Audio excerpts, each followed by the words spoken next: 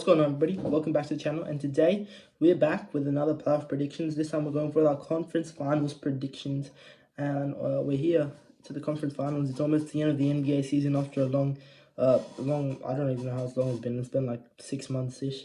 But yeah, it's been a good start. It's been a good start to the playoffs so far. It's been a couple game, 7-game series in this round, and in the first round was also a very good round. And yeah, so we'll start off by doing a recap of last round, the second round, and then we'll be doing our predictions for the conference finals.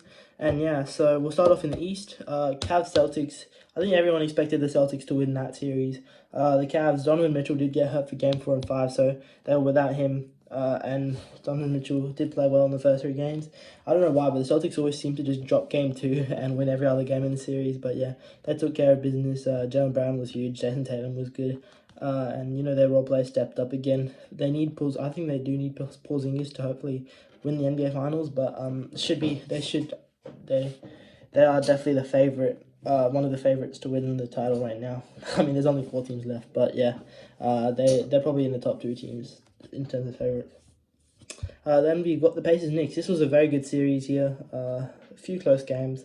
The Knicks were, I think, mostly expected to win this series, man, but they were battling injuries, man. They had so many injuries. Obviously, OG Anunoby was hurt. Julius Randle's been hurt. Mitchell Robinson got hurt. I mean, some people got hurt, and Jalen Brunson got hurt in Game 7. Like, Bojan Bogdanovic got hurt. Like, they had people that should not be playing minutes. But yeah, it was an unfortunate way for them to end the season on a Game 7. They battled through the injuries, and they had a very good season, I have to say, the New York Knicks did, but it's unfortunate for them. But the Pacers, I think they're like, it's unbelievable that they made the conference finals. I don't think many people predicted for them to make the playoffs. I think I'll say, if you asked at the start of the season, do you think the Pacers would make the conference finals or miss the playoffs? I would say 90+% of people would say they would miss the playoff completely rather than making the conference finals, which is crazy to think about that they've made the conference finals. But yeah, so they've played really well. I know they've played against like injury-riddled teams in terms of the Bucks without Damian Giannis, and the Celtics without some of the Celtics, the Knicks without some of their key role players. But yeah, you know, they still deserve to be there. They've made the conference finals for a reason. They're not a bad team, you know. So yeah, congrats to them. Similar to the 2021 Hawks, I believe, which was a team that no one expected to make the conference finals, but they did. Hopefully, the next few years for them are better than the Hawks, because the Hawks have not been very good in the past few seasons. But yeah, over to the West now, and we'll start with the Mavs vs Thunder. This is we also have to do what I said. I said Celtics in 5, which did happen, so I got that one 100% right.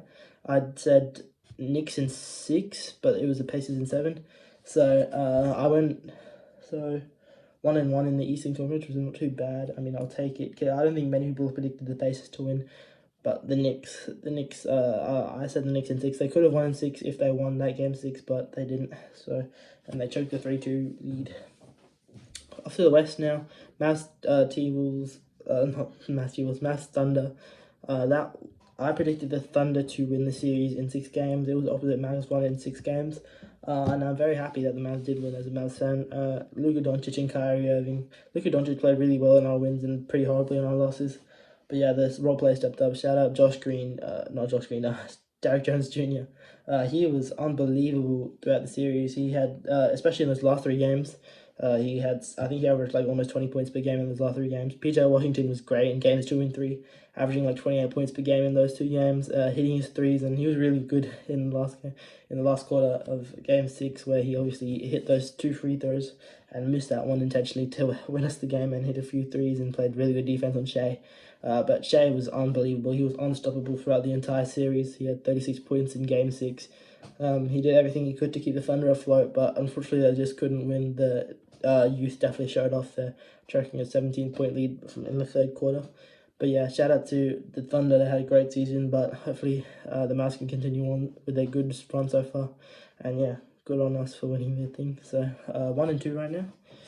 And then finally, T-Wolves versus Nuggets. This was a great series in terms of, I mean, the first game and the 7th game were good games, but like other than that, they were mainly blowouts. But still, game 7 games, and game 7 did come down to the wire, which was good to see after a series of blowouts.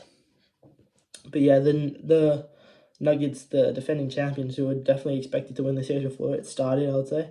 Once it started, the Bulls were definitely in it, but the Nuggets, they're the defending champs. They were probably the favorite to win the title, and the fact they've been eliminated in the second round just shows how difficult it is really to go back to back. I don't think we've had repeat since the 2017-2018 Warriors, and we haven't had a repeat champion. And the second last time we had a repeat champion was back in 2013, which shows how difficult it is to repeat nowadays in the NBA. And how difficult it is to reach like the finals. I'm pretty sure. I think there was a stat online like the last 5 years, the team who's won the NBA championship has not made it back to the conference finals or the NBA finals, something like that. I think only the Bucks did that when they won in the year after, but they didn't make the NBA finals. But yeah, it just shows how difficult it is to repeat. And the T-Wolves, they played the hideout, man. Anthony Edwards was crazy throughout the series. Their role play stepped up. Jaden McDaniels was great on the defensive end. Karl Anthony Towns was great. Rudy Gobert obviously got dominated in those in Game 5 by Jokic, but he had a very good series, and I would say that the T-Wolves thoroughly deserved to be here. I mean, they defeated a fully healthy Nuggets team. Well, Jamal Murray was battling a couple of injuries, but still, it's relatively healthy Nuggets team, and they did very well. So shout out to the Timberwolves. And I did predict the Nuggets in 7, so I was wrong there. So I went a total of 1-3, which is not very good. So in this playoffs, I'm a total of 6-6, I believe, after the first round, which is that's a 50%. It's nothing. It's pretty horrible actually. But yeah, now we've got 2 conference finals matchups here. That should be a good series. We'll start off in the East. Celtics versus Pacers. I mean, as I said before, the Celtics are probably the favourites. In my opinion, they are the favourites to win the NBA championship. I mean, they were the best team in the NBA in the regular season. They've been the best team this playoff so far. And I would say that they definitely are the favourites to win.